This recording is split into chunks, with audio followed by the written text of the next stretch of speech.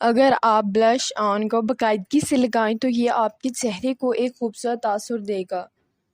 کوئی کاسمیٹک یہ کام نہیں کر سکتی۔ بلش آن کو لگانے کے لیے یہ طریقہ استعمال کریں۔ سب سے پہلے بلش آن کو گال سے کن پٹی کی طرف لے جائیں۔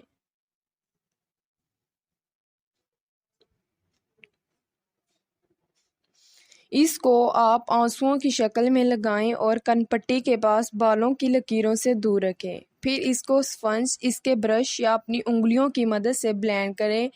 ایسا اس سے کوئی برونی لکیر نظر نہ آئے، یہ آپ کی جلد کا ایک حصہ ہی لگے۔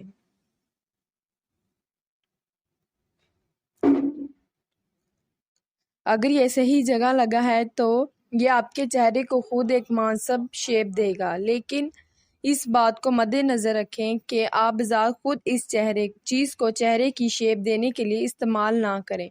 اگر آپ کریم یا لیکٹک کی شکل میں بلش آن لگائیں تو اس کے بعد فیس پاؤڈر ضرور لگائیں۔